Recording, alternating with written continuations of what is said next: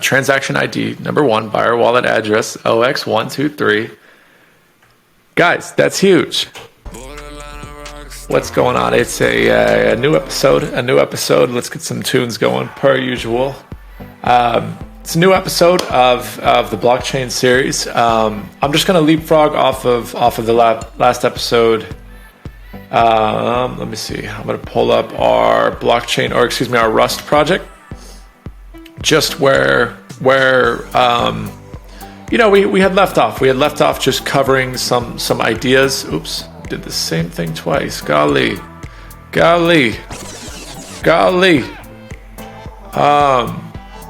Okay, guys. So I'm not gonna lie to you. I was looking more into Solana. It is looking a bit intimidating, right? Dealing with these Ethereum validators, Solana instances.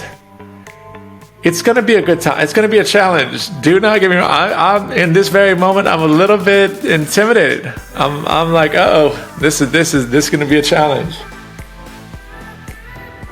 But it's going to be great, guys. It's going to be great. So I'm excited. Let's just keep learning a little bit more Rust. What I want to dive into today is structs. And what else? So let's put it in the backlog, or let's kind of review our tasks in TeamSyncer. Again, TeamSyncer, if you guys haven't signed up for it quite yet, it is my SaaS product. It's what we're using largely to manage a significant portion of this blockchain series. So it's a very dominant product and perfect for exactly what we're doing. So we decided on the ETH versus Solana. We figured that build or the direction we're going. We're still going to go down the Solana path, even though it's going to be challenging. I think with challenge comes great things. So explaining a ledger, I think we kind of covered that in the blockchain basics episode and even the on-chain data episode. Learning Rust, we're never going to become masterful of something, but we're going to need to learn some more Rust today. So let's go ahead and put this blockchain basics over here as well. Learn Rust, we'll leave there. Make sure episodes have content bundled with them. We're keeping up with that. This is going to be the first episode I'll start the GitHub repository with. So I presume people who are doing this episode series are going to be largely competent software engineers, but if you happen to be on the beginner side of it, not a worry. GitHub is just a generic storage place where you can store code. So I'll definitely make a GitHub tutorial, and we'll get this repository up on GitHub in a moment. But yeah, guys. So this is how it's looking on how to install Solana, and it's going to be a bit of a process. So yeah, it's going to be good. It's going to be good, guys. So let's go ahead and dive more into our Rust ecosystem, if you will. I'm going to say to do. Let me actually add one quick task on what we want to do. So the to-do task here would be, let's see, learn Rust structs, and another task that we want to do. Let's relax on the music for a moment. Let's think about another task that we want to do with Solana. We want to learn more about Solana setup, I'll say. Because it seems like a process. It really does. It really does. So, we're going to add it here. And I thought of a good functionality for this Kanban page. I wish it was shareable, right? Where you guys could kind of view it. So you could just copy my data here. Be heck of a feature. So, maybe I'll get that integrated in a moment, but let's zoom in here. So just leaving off where we built. Let's see, cargo run. Make sure we're still Rust tutorial. Where are we? Cargo. I'm gonna move my face real quick. Oh, I see. CD project name. We need to get into the project. And I don't know if you guys can see this. I'm in the terminal down here. I'm going to zoom in a whole bunch more. Let's say cargo runs. So it should be building and compiling. And I'm going to move my face over here, guys. So boom, we have a generic, just starting to handle the data in a format, right, where all of this needs to be bundled into a transaction. And this is actually where I want to learn structs. Structures is I think what it's short for. So basically what it is, if you know TypeScript, right, we want to model our data so it always matches this type, that it always has a buyer wallet address, a seller wallet address, the amount of Bitcoin, the currency denomination, whether it's Bitcoin, Ethereum, the amount of whatever we're purchasing, and whatever other things. Maybe we also want to have a created at date, right? Like created at or excuse me, time of transaction, right? Obviously, what's it called? Solana is a proof of history. What's it called? A proof of history blockchain protocol. So how it operates is hugely off of this time of transaction. I don't know how to fully explain it. We're going to need to learn it, but from what I understand, let me pull up. Let me pull up. let me pull up a Lucid chart. Let me kind of explain from what I understand on a few blockchains here. So let's see.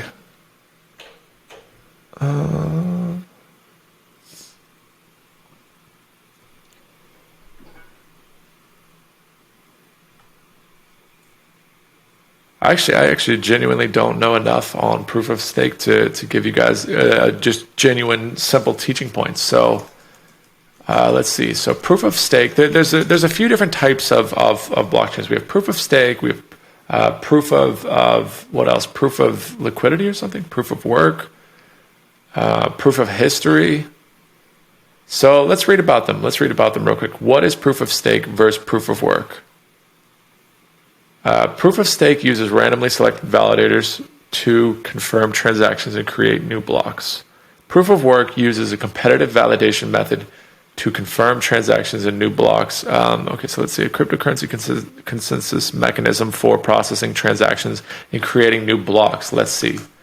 So proof of history. This is what Solana is run on, a novel technique used in blockchain systems to ensure historical data is accurate and has not been tampered with. So bird's eye view, how I understand the proof of history blockchain, right? So here's our blockchain. Let's say I have a transaction on my computer over here. So all that data that we saw from little Timmy's lemonade stand from the last episode, right? So boom, this transaction happens, and it's from my computer, right? And let's say you have a transaction also with little Timmy's lemonade stand or whichever one, right? And it's from your computer. And then let's say both your mother and my mother buy little Timmy's crack lemonade because it's that good, it's that good.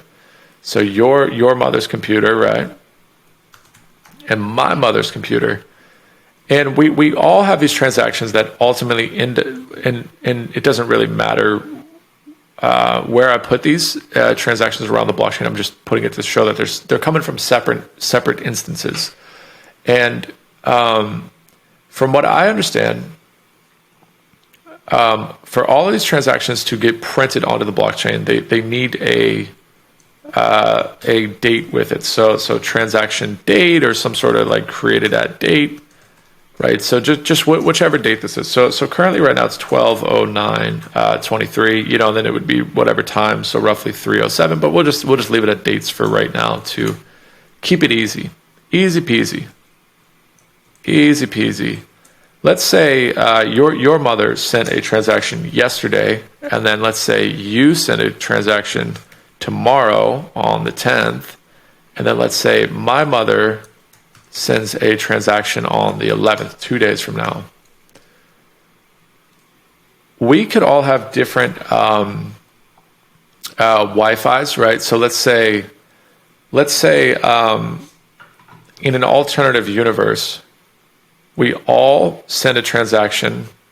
This is going to help explain proof of stake in a moment. Hold on, or proof of history. So this is the alternative universe, right? If proof of history didn't exist, let's say we all send a transaction today at the same time, but we all have different Wi-Fi's. We're different distances from the blockchain, right? So maybe my mother is in some place in Guatemala and she has really spotty Wi-Fi, but I have really good Wi-Fi, so it's just like instantaneous. My transaction gets posted first. And then let's say your mother has also really Guatemalan bad Wi-Fi, and then let's say you have mediocre Wi-Fi, right? And if we all posted our transactions on the same day, it poses a problem. How does the blockchain know how to order in a fair way? How does the blockchain know how to order who's to where? If we all in some alternative universe submitted all these transactions at the same exact time,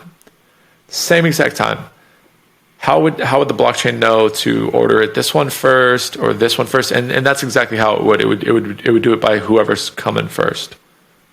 So if I have the best Wi-Fi, it's going to come in first. If you have the next best Wi-Fi, it'll be labeled second, and so on and so forth. And the Guatemalan Wi-Fi, the really bad, spotty Craigslist Wi-Fi, it would come in last. So proof of history was built by, hopefully in a parallel universe, all those transactions would be bundled, and it would be tremendously hard, given timestamps actually break down to like really tiny numbers, right? Like a JavaScript timestamp, if I show you guys, it would actually break down to like really tiny numbers, like a bunch of numbers like this. So even if we submitted like at the same time, it would have to be within the same microsecond, which would be pretty much unrealistic. But I don't know, and I don't know enough about Solana if this is true or not, if the transactions would be bundled and hashed together. But from what I understand, if we're all in different Wi-Fi places, right? If I'm in wherever closest to the router, and both of our moms are in Guatemala together, and you and I both have decent Wi-Fi, maybe mine happens to be a little bit better, it doesn't really matter, right? Like the transactions are just going to be hashed based on the transaction date, whenever the date with the transaction comes in. So proof of history, it just says, okay, here is the transaction, boom, I'm hashing it on. Boom, here's the transaction, I'm hashing it on. And I think the prevented problem that it answers is it's just going to give the transactions based on date. So here's the one on the 11th. Here's the one on the 9th, 10th, 11th, or 8th, 9th, 10th, 11th is how it would be posted, right? So even if my mother or your mother posted their transaction way after us, like a day after us, right?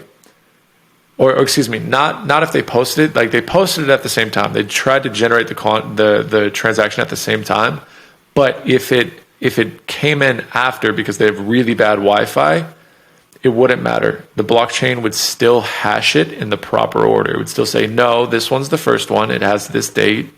No, this one's the second one, it has this date. This one's the third one, it has this date, this 10th date, and so on and so forth, right? So that, I believe, is one of the problems that proof of history answers. Is it'll do it in the correct orders. So even if I had really good Wi-Fi, it doesn't matter. It doesn't affect anything. I mean, obviously you still want decent enough internet and decent enough resources, but but I don't think it would matter when it comes to proof of history. So here's Solana's image of it. V1, V2, V3, V4, or V5, I think is roughly what they're saying. So let's see. Count. Maybe they're using the count as time here. But let's not overcomplicate it too much. Let's just bird's eye conceptually understand. It just orders things in the correct history. So that's awesome. That is awesome. Now, with that being said, let's pull that off screen. Let's get back to our huge software right here.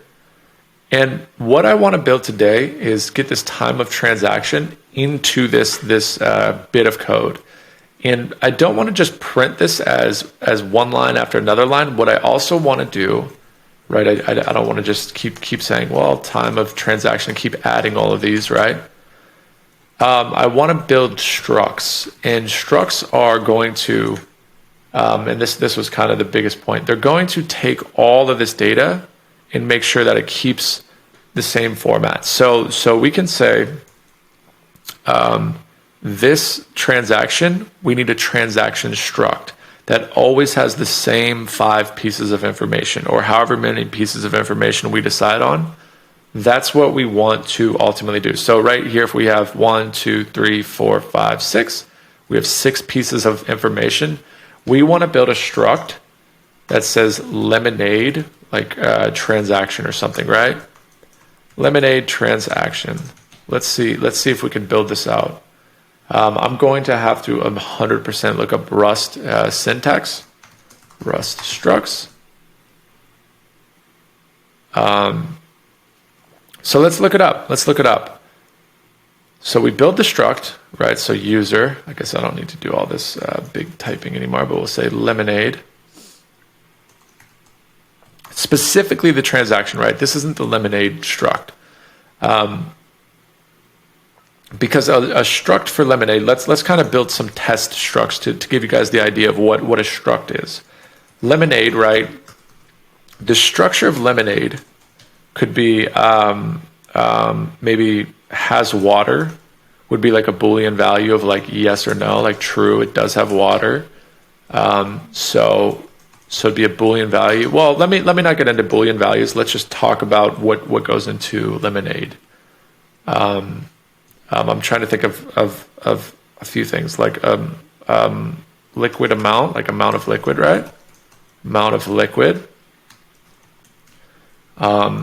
Number of lemons. And then maybe some people want warm lemonade, some people want cold lemonade. So maybe we would say like temperature of lemonade, right? Like, or you don't even have to say number, but or of lemonade. Excuse me. We don't need to add that part, but I can constantly I can build out this structure of what lemonade is, and then that way, every time a piece of data comes in, every time there's a object of data like this, and it's a piece of lemonade, we can always follow this template of a structure. So I could say yes here, right? Yes, it has lemonade, and we'll do some more of these to kind of understand them as a whole, as a whole, right? Of what what structures are and what kind of data schemas are is what it really is, right? So amount of liquid, maybe it's like 16 for 16 ounces. Number of lemons to use to make the lemonade, maybe it was 2 for this one. It's like a really lemony lemonade. And temperature of lemonade, right? Maybe it's like 78 degrees Fahrenheit. But then if we want to build another piece of lemonade, right, we can just pour it in, right? It just comes in like this and has water, yes. And maybe it's even more lemonade. It's 32 ounces for this one. This is what represents lemonade, and at least from a data standpoint. So let's get off the lemonade one. Let's kind of do, and you guys can ignore the red underlines for now, but let's try another one. So let's say the structure of like a human, right? And this is like almost what governments do when someone's born. It's like, well, the human needs an ID. So they give you a social security number, right? So it's like, here's your social security number, 1, 2, 3, 4, 5, 6, 7, 8. It's like your ID. Well, a human needs a name, right? So your name, mine is Ryan or Pags. So I have a name, and then you have like an address of like where you're born. You have like all these pieces of data, like maybe where you're living, right? So 1, 2, 3 Main Street, right? And then you're born in some city, born in some city or some state, right? Like you get all these values associated with you, like your birthday, 1/1/1950, right? You get all these pieces of data associated with you, and this would be a human. But the struct is we just erase the data bit. We just keep the key values is kind of what these are right here. So we would keep all of these, and I'll figure out the syntax on how to do it in Rust real quick in a moment. But this way, when we get data and the data comes in like this, and it's, my ID is 123, my name is Pags, and my address is 123 Main Street, and I was born in some city, and my birthday is 1/1/1950, right? So now when we get this piece of data, we know that we can structure it as a human, and we know, oh, okay, this is the schema or the structure that comes with this. So I hope that's starting to make a little bit of sense. So all we're doing to mold, I know it's kind of a really abstract concept too, on let's get some music going now that we've covered some heavy concepts.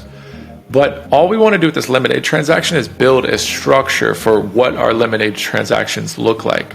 So if all of our transactions, if we go back to that Lucid chart, if all of our transactions have the same, things, and technically all these addresses would be different. So like my computer would have a certain address, your computer would have a different buyer address, or your mother's computer, maybe her wallet is 124. Maybe my mother's wallet is like OX126 or 125. Maybe your buyer wallet is 126. But we keep the same structure of data. We know, okay, there is a buyer, there is a seller. Maybe the amount of Bitcoin changes. Maybe you bought more lemonade, so instead of one lemonade, you bought two of them. And you bought two lemonades, right? And you have a different transaction date. So there's different pieces of data, but we need it still outlined in the same structure. So that's kind of what we're ultimately building here. But let's kind of read a bit. Let's just dive into the docs. So this is how they do it here. It looks like. So structs are similar to tuples discussed in the tuple type. Boom, boom, boom, boom. Boring. We can ignore all that. Boring. Boring.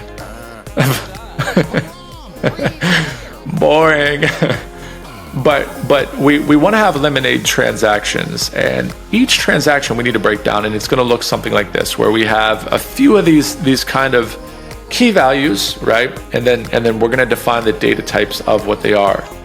So let's just look at them up here. And I have them all uppercase, so we're gonna change the casing of them real quick.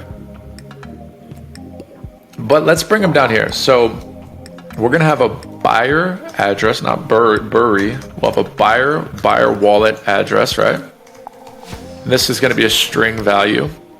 Oh, again, I have no idea what it is. And it is the same. And nice. Okay, cool. So we have a buyer wallet address, which is gonna be a string value. But guys, that's awesome. It is similar to JavaScript in a sense, right? Or I guess other programming languages, I should say. So we have a seller wallet address as a string as well. And a string just means it's going to be this in quotes value, right? Similar to how we define our values up here. We have to do the similar thing in our struct, in our structures, in our data models. We need to tell the data model how this data is going to look. So our buyer wallet address, we want a string, right? Our seller wallet address, we want a string. The amount of Bitcoin, we probably want this, maybe we'll say amount of crypto instead of Bitcoin. It could be kind of any crypto, right? Maybe we can make this a number. Let's see what else we have here. So it looks like they don't actually have numbers. Maybe it's a I or F64 or so, or F something else. Sign in count, maybe it is U64 for the number. So let's go ahead and pop that F32 down here, or even something else, F64 for just larger values. Okay, so and then let's say currency denomination. Currency denomination. We could also make this one a string. We'll maybe like get it in Ethereum. Maybe it'll be Bitcoin. Maybe it'll be a Cardano currency or something. And then we have amount of lemonade. Let's see what else we got here for some music for y'all. Nice. Okay, so and then amount of lemonade. We probably want also some sort of I64 value, like up to, or even I28, like maybe it could be a ton of lemonade. So this just means number is all it means, is just number. But I don't think they have number values in Rust. So, or this is what their number values may look like. And then we also have like time of transaction, as mentioned earlier. Of transaction, and that would also more than likely be a string or date value. But oh, and the last thing we need, each individual transaction too, we also want to give each individual transaction an ID. So let me pull up our Lucidchart one more time. Guys, I'm going to turn the music down just a smidge for me. But each one of these transactions, we want an easy way to search them, to find them, to make them uniquely different. Similar to how I said earlier when we're building the structure of like a human, right? The government gives us these unique IDs. So it's hopefully easier to locate us, right? Or hopefully easier to communicate with us and things like that. So we want to do that with our transaction as well. We want to have a unique ID.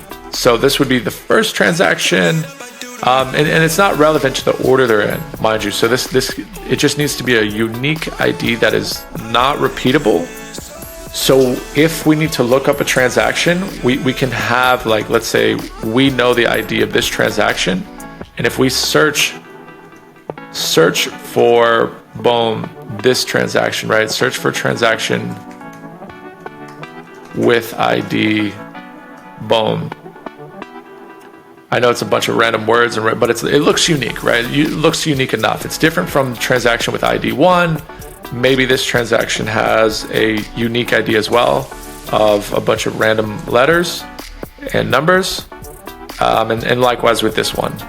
And we just want to here I have one for Homebrew, and I have one for Google Cloud. I have one for my bin, one for Python, another one for Python. And then I also have one that I added myself for Solana. And I have no idea. This line right here. Oh, right here. Boom, how to install Solana. That just started automatically playing. That was a little bit creepy, but okay. So the point is that I'm trying to make. Let me put some music back on. The point I'm trying to make is that sorry guys, sometimes it's a lot to manage all this stuff, but the point I'm trying to make is all of these Lemonade transactions independently, the actual transaction itself needs a unique ID. So we could say transaction ID, or even just ID is fine too. So let's see, buyer wallet address. Oh, it looks like in Rust we should do casing like this. So it looks like it's having me convert to, is this called snake casing? I forget. So boom, amount of crypto.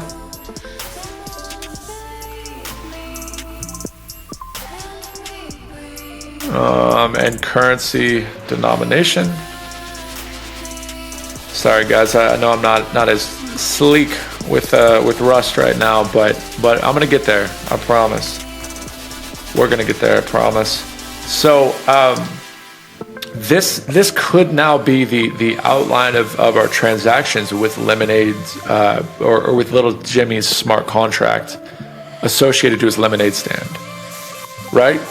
So it's one way to look at it. That way, when Little Jimmy starts getting these transactions, he's getting them consistently. He knows how the data looks.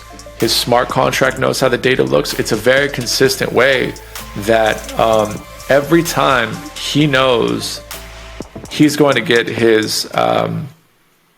Sorry guys, I didn't think it would come in here in white text. Boom. But little Jimmy, he's going to know if he can accept a transaction as well, just based on these things. Like every transaction that happens, it needs to be shaped like this. So it needs to have a buyer wallet address. It needs to have all these things. It needs to have a seller wallet address. It needs to have the amount of crypto associated with it. So then every single transaction that happens, we can have a consistent way to handle data. So I'm filling out the transaction right here of like currency denomination, right? BTC, amount of Lemonade, maybe it's 1 Lemonade, and time of transaction, again, it would be like some timestamp, 12/09/2023. Guys, and I'm sorry if this is really little text, and then maybe like 3/29 p.m., right? And then of course the time zone and all that stuff, and then maybe this is ID 1. So boom. So I buy let's kind of zoom down and get all this proof of history stuff out of the way real quick. So we're just focused back on our little Jimmy's Lemonade stand, right? So what I imagine is happening, right? His smart contract needs everything to look like this. And I just bought one piece of Lemonade from him. And boom. So this Lemonade, right? I give little Jimmy, let me get my Bitcoin again. My $42,000 Lemonade, right? Something like that. It's gonna be funny watching this back when Bitcoin's like 200 grand. 42K Lemonade sounds like a steal. But so this is the transaction that happens. I just send the Bitcoin. Oops. I send the Bitcoin. Boom. Right. He sends the Lemonade over into the smart contract. Bitcoin goes here. Lemonade goes here. Right. And then the transaction happens. It says, okay, the smart contract knows all the parameters are met. It needs a Lemonade. Lemonade goes here. Right. So we code that into the smart contract that it needs a piece of Lemonade, right? And little Jimmy sends it from his side, and then it also says it needs a Bitcoin, and I send it to fulfill this one, and boom, then the transaction happens. Actually, I think what happens is this bit of data first gets built. So boom, this struct data that we just built gets popped out. It says, oh, buyer wallet address with 123, and the seller wallet address. Is 321. We put this data on the block, and boom. So this transaction just got hashed onto the block, and then fire it off. Here goes the Bitcoin. Here goes the Lemonade. I think this all happens at once, and then okay. So then I go carry on my day. Do and I run off with my Lemonade, right? So here's me. Do. I run away. And then here comes someone else, right? Someone else wants Lemonade. Let's just kind of update someone else wants Lemonade. So let's reset everything, right? So, and they also have Bitcoin. Or maybe they don't. Maybe, and their wallet address is 124. Maybe they have Ethereum. So we swap smart contracts. And this smart contract, instead of it saying, well, BTC goes here, it says actually instead of 1 BTC, we need 2 ETH go here. So then someone with 2 Ethereum, they say, okay, well, I want one of these lemonades. They're delicious. I hear they're as good as gold. And I've heard it from this guy, I've heard it from this person, that these things... Sorry, guys. I need to figure these things out a little better. But he figures out, okay, that he wants lemonade. So, boom, little Timmy says, okay, here you go. Here's the smart contract transaction. Put your Ethereum here. I'll put my lemonade here. And then another one of these gets printed out. Another one of these data points that models this data gets printed out. So, and it records, I have wallet address 124, or OX124 rather. The seller wallet address is from 321. The amount of crypto is 2, right? And there's many ways to do this too. It doesn't have to be amount of crypto. You could have 10 values of amount of Ethereum, amount of this.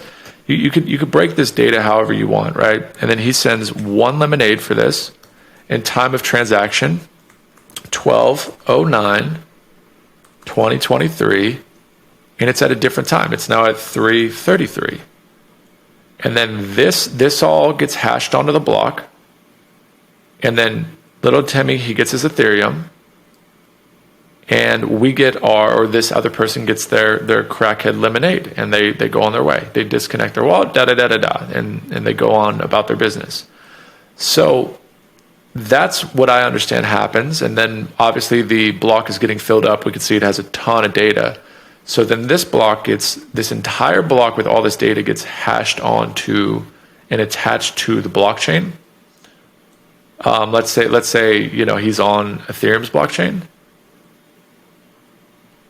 and it gets connected to a blockchain, right? Goes over here with all this new data. Sorry, folks. And that block gets cleared out. It's over there, and boom. Let's just pretend this new block gets pulled in. Boom, and little Timmy can start recording his new transactions. Let's say there's another person, right, who wants more lemonade. They hear about how good it is and all this stuff, and this person, another new person, wants lemonade. And they have a different wallet address. They're OX125, and they also have 2 Ethereum, right? So then he says, "Oh wow, I heard such and such had really great lemonade." Boom, here's little Timmy. He's just selling this lemonade like hotcakes, and boom, and the Ethereum goes over here. The lemonade goes over there. The transaction goes up here. Same things. Boom, boom, boom. And then let's say it happens again, and this person's I actually want another lemonade. So they do the same thing, and everything would be the same, right? So they'd have the same, they'd have a new ID for the transaction. Oh, that's the one thing we forgot here. This would be a new unique ID. And similar thing over here, we'd have a new unique ID, right? I don't want to go through and retype it all.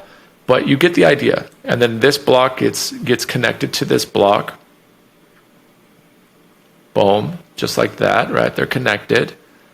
And then we have another new fresh block for little Timmy to start doing his business on. So that's bird's eye view. How these transactions I think pull off when we're talking about now associated to data. So we're going to need a consistent way, and this was a roundabout way to say structs are important. They're important for many reasons, right? Because it's not only going to apply just to transactions. It can apply to our products. It can apply to our data. Like we need to shape data constantly in software. So it's super, super, super important. I hope that made sense, guys. But let's go ahead and build these out in Rust. Let's try to implement a lemonade transaction. So I think how to do it is we have to do something like this, right? So we have to say function. We need to tuck this struct into the function, I think. So mute is if we want to mutate this user.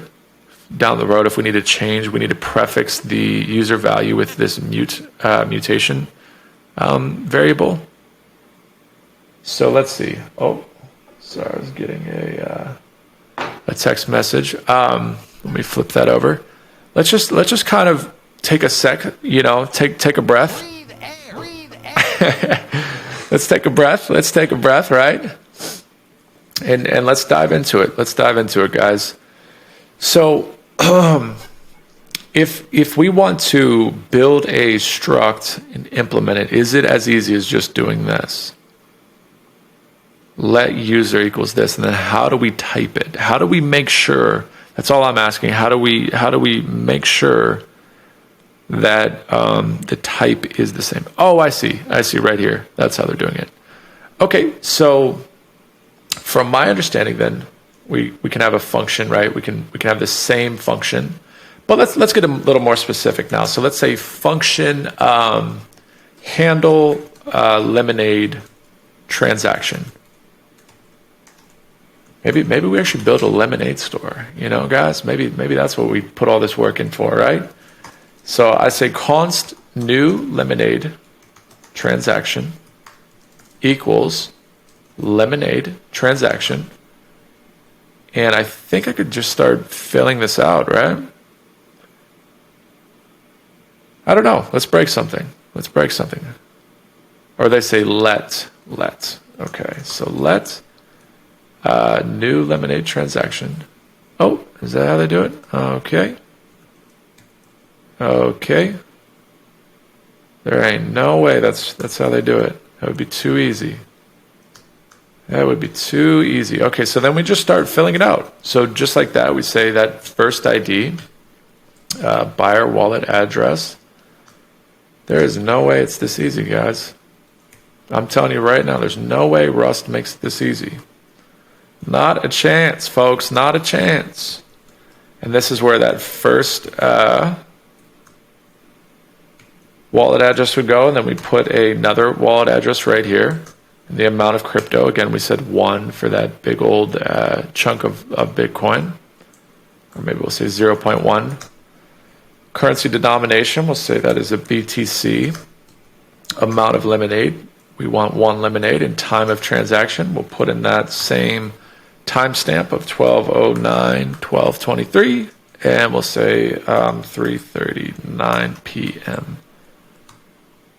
So we're getting a bunch of red underlines. I am going to use ChatGPT real quick. All right, so let me open it up. Let me go to Chat OpenAI.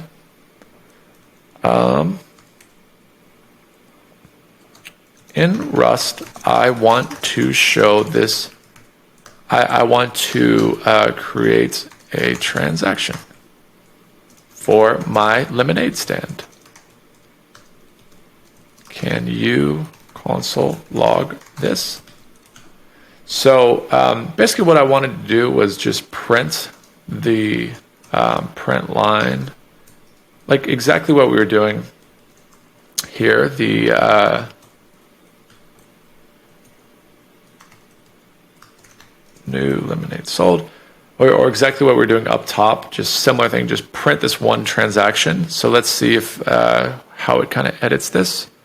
So we have ID. This is the most important part we want, right? So the structure.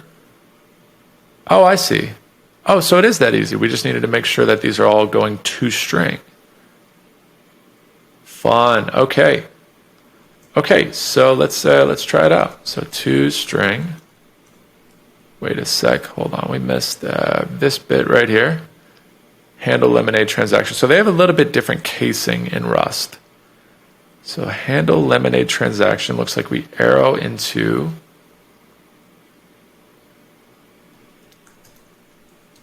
lemonade transaction, right? And then we just establish a lemonade transaction. Is that it? There's no way. There is no freaking way.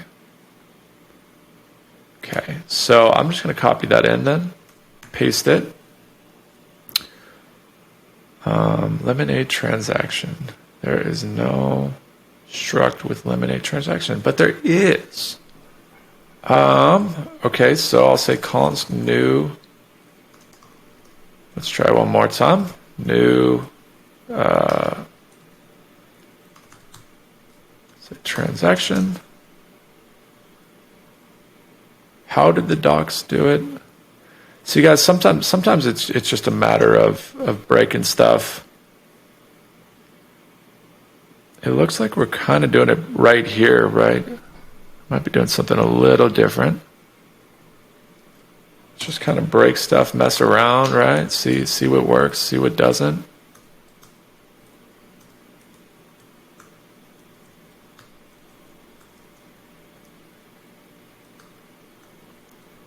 So I figured this would define it right here, right? So let's try that down here maybe.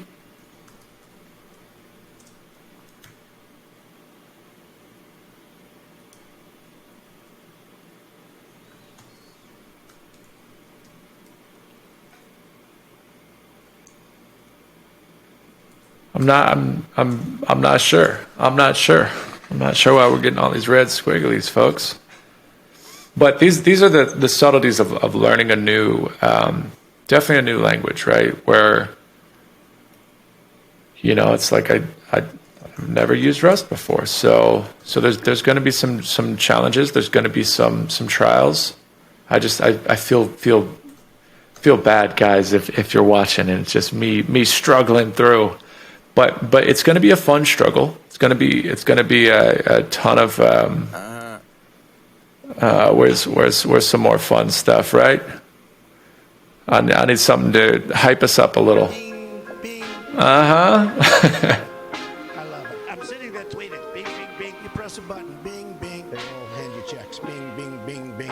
I don't understand why it's not. Because it looks like we're modeling this similar deal. Function user. So do we?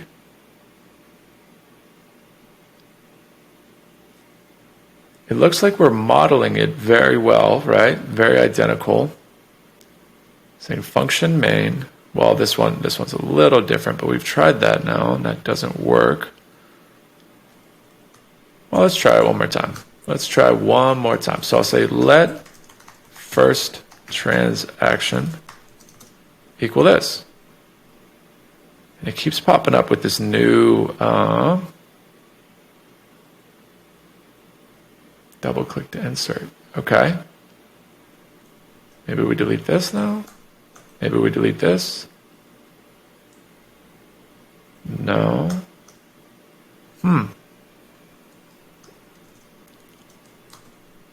How to make an object in Rust, right?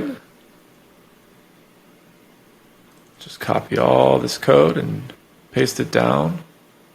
Oh, and it worked. Now, why did that work? Now, what's the difference? Lemonade transaction, okay. I thought we had tried that before, right? We had just watched this and then, or just looked at this and then did a similar thing.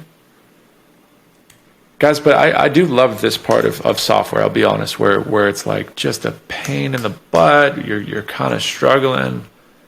But we're learning. This is literally the learning portion where it is challenging. But this is where the education happens, is failing and trying to move forward. So I don't understand, because I just did it here. Oh, I wonder if these are different. I wonder if they retyped these is why.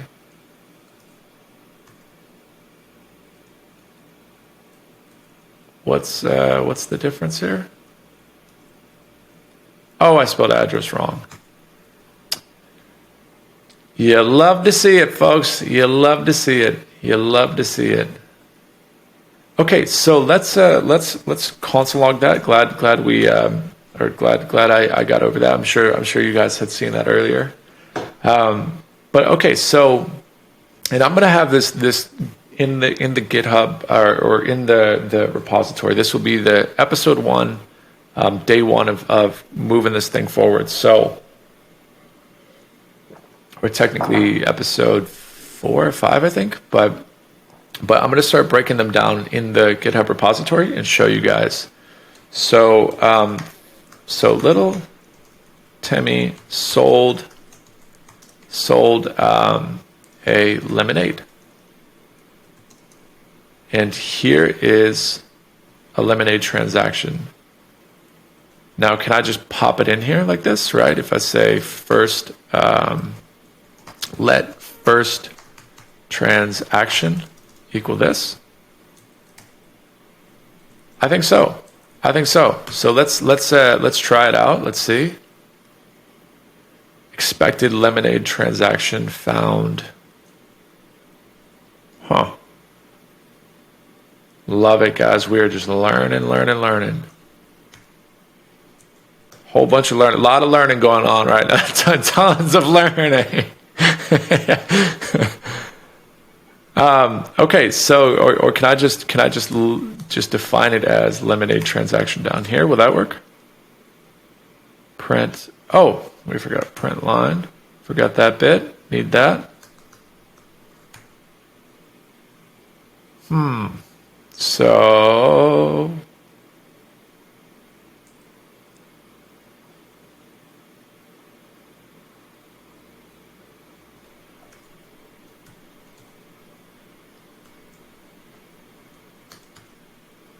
okay, let's see. We're gonna utilize our dear friend, our great intern ChatGPT. He's the intern that doesn't miss. Some might say. Can you print this line? There's people here who I know are watching. Like, there is no way that this guy joking around like this builds a whole Solana blockchain ecosystem.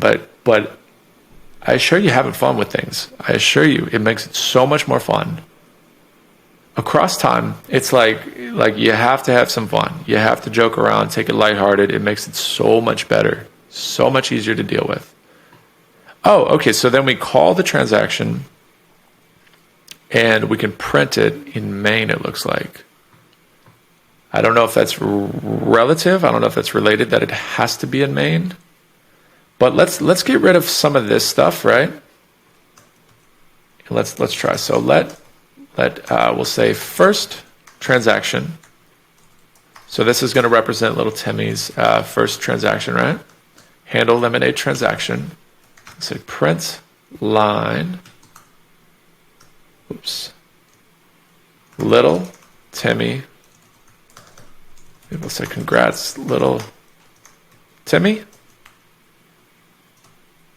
Here is your receipt or something, or here is your data for safekeeping. Yeah, I know he's a brilliant lemonade connoisseur, brilliant businessman. Has data and all. Do you imagine a kid at this age, 12 years old, dealing with blockchain stuff? He would be on a whole different level. He would be on a whole different level for safekeeping.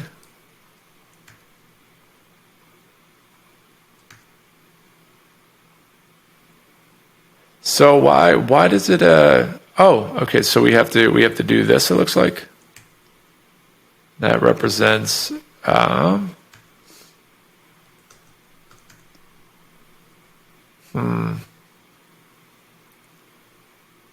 Get rid of this. See if that fixes our problem.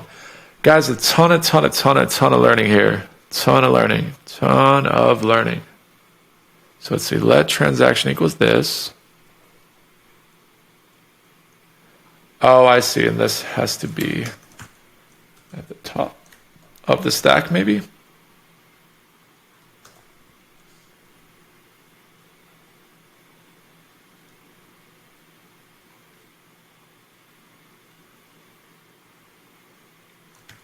Huh. All right, let's try to copy this down one more time. Oh, guys, we have crashed the application successfully. So expect a lot of learning on this blockchain series. Expect a lot of it, guys. We're gonna catch wind though. I know this is how it always kind of goes, right?